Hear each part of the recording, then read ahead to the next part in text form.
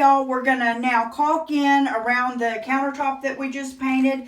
And this is some DAP Quick Seal Ultra that I bought from Lowe's. And Eric has cut this off to an angle here on the tip for it to come out. It's got a little squeeze handle here that causes the stuff to come out the other end. And every time you stop, you got to push this little part in to make it stop. So I'm going to try not to put too much and I don't have my contact in. I can't see very well, but I'm going to do my best right here. I'm going to start in this corner and try not to squeeze too hard. And I'm already squeezing hard. This is called a bead. So I'm trying to not put too big of a bead, and I just hit my hand on something there and made a bigger bead than I intended. Let me push my trigger thing there on the end, just using some toilet tissue because that's what we have available. Here's what you'll do at the very end is come back with your finger and mash it all in there, pull off the excess, and this is going to dry clear. So that's really not going to matter.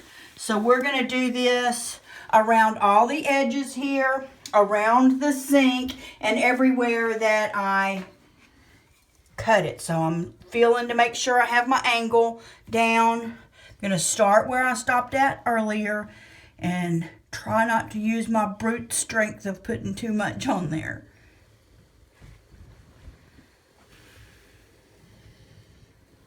I'm hitting a few bumpies here and there, and I'm fixing to be where I have to stop because I've got all these flowers in these jars that I painted today sitting right here. So we're trying to work around them. Oh, there you go. Stop that.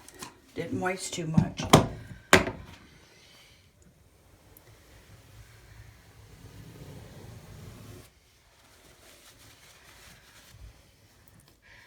And I'm wanting to panic over this little bit that's on the wall, but Eric assures me that it's going to dry clear, so we're not going to worry about it. All I'm really trying to do is seal these edges where I cut, well, I used this little knife thing here, where I cut the tape that was there to protect the wall to begin with. I made a sort of a cut with this on there and pulled the tape off, and where this was against the tape instead of the wall left a little bit of a gap, so we're closing that with this clear sealer, and the same thing around the sink here. So that'll be it, and then we'll wait for that to dry and we'll be done. Thanks for watching.